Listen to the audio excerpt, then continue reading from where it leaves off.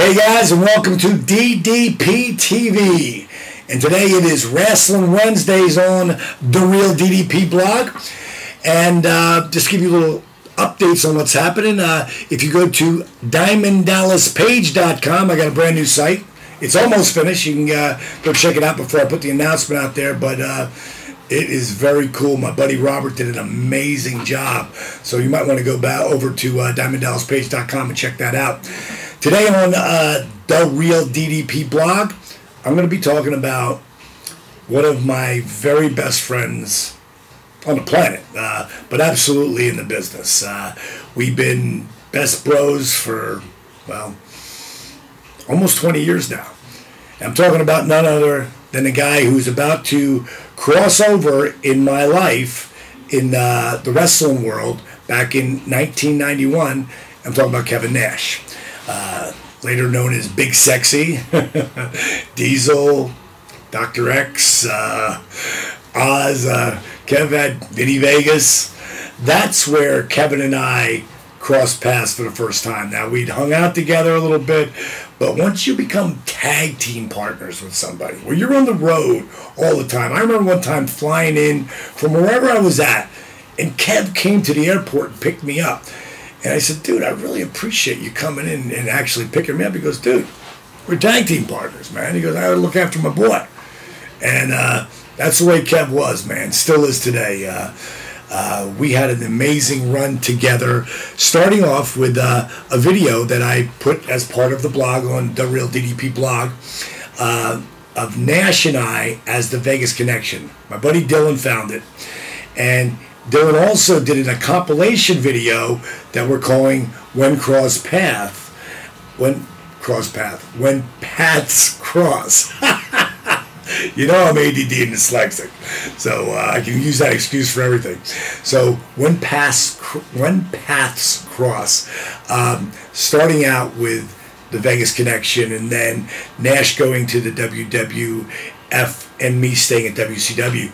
What had happened when Nash and I were tagging, and at one point we were wrestling against Tex Slazenger and Shanghai Pierce, and I'd thrown Shanghai, who was 6'6", 300-something pounds, hit that turn, you know, the ropes, and normally he'd come off flat, and I'd hit him with a big elbow, but he came off with his elbow as a shoulder turn.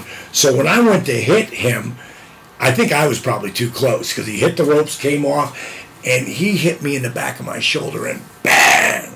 I blew out my rotator cuff. Boom, we went down. I felt like someone stuck a knife and pulled it, just stabbed me in my shoulder. It was so painful. I crawled over. I tagged Kevin, and I said, bro, don't tag me in. I think I broke my shoulder. I had no idea. I never felt this kind of pain before. Well, we get into the end of the match. I'm pulled myself up in the corner waiting for the match to end, so I go in the back and just, find out what's happening here, ice my shoulder or something. And here comes Tex running at me for the four-way. We're supposed to have all four of us in the ring at the end. I'm like, please, please don't hit me. Bam! He hit me. I dropped to the floor. It was ridiculously painful. The bottom line is it put me out. And then over that period of time, Nash and I were still talking a lot, and he was just he was really angry and depressed about how they were treating him there, and he was ready to quit and go back to the nightclub business, because that's where Nash and I both come from. Back in the day, I ran nightclubs, and he ran strip clubs. I think he had the better idea, the two of us. I sort of ran strip clubs, but they weren't really like strip clubs. But Kevin and I had a lot in common, so we bonded together differently than I did with the other guys in the business, because we had so much in common. And he was getting ready to quit, and I was like, bro, no, you cannot quit. You are going to be a huge name in this business. You just got to keep moving forward, because it's going to happen.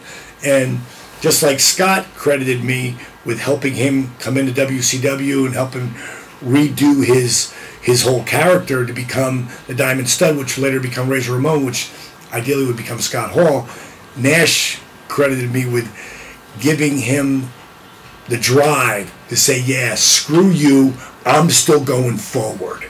And he's still going to do it. And then, of course, it was actually the Steiners, a little behind the scenes here, the Steiners who had mentioned to Shawn Michaels, Big Kev, Kevin Nash, he might be a great bodyguard for you. And boom, he got that call. And he went up there, and well, the rest is history. I mean, what a great... I mean, who better to learn from than one of the greatest workers on the planet, Shawn Michaels? I mean, to be there right there in his corner for a year.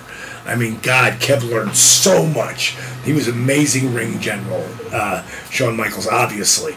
But within a year, he was the world champ.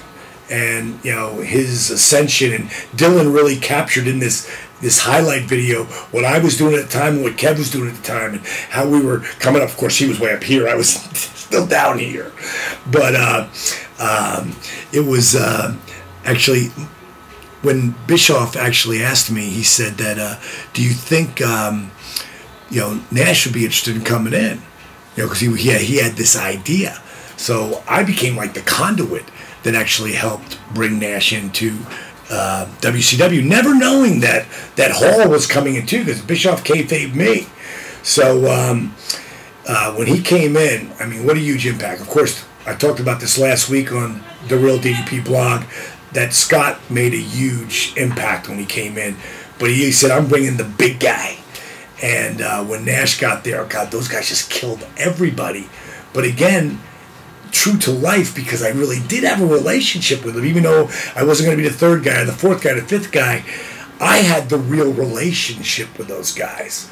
So when they were killing everybody, they didn't kill me, which was an amazing thing, because Sting at the time in the 90s, you know, he was bummed out because however happened with the fans or whatever, and he went up in the rafters and became the Crow Sting, which was huge for him, but it was great for me because Lex was the only real top guy who stayed, so that left a spot for someone to make their way, and the people got behind me, and that's, I think, that Dylan really grabbed in this highlight video that he shows of Nash and I as we're coming up, and then as we get to each other. One of my fondest moments ever with Nash in the ring was our first, after being the Vegas Connection. Randy Savage had tore his Achilles at a slight tear, and so he couldn't wrestle the next month. So we had all these main event spots.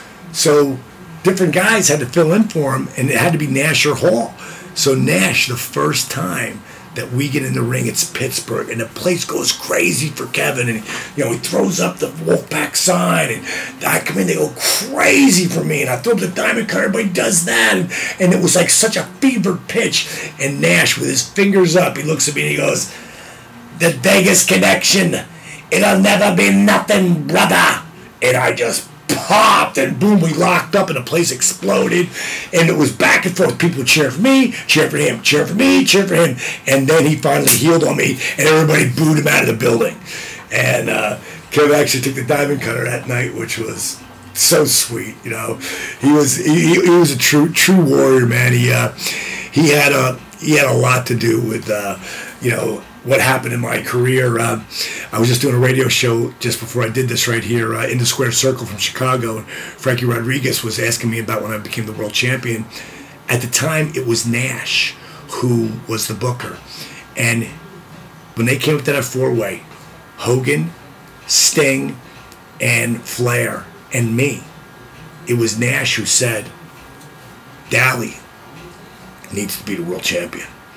And he said Hogan looked at him and Hogan looked at him and said, "Absolutely." And so, you know, it all comes down to relationships. And you've heard me talk about this on this blog before. It's not about who you know or who knows you. It's about who's willing to say they know you. You know, today I look at Nash and the TNA still, and it blows my mind. This cat is 51. He's had 17 knee operations, and he's still out there doing it. And not cheating it, because he's the big man, so he don't have to leave his feet that much. Never did. He is really an amazing specimen. I always say that, you know, I'm in pretty damn good shape.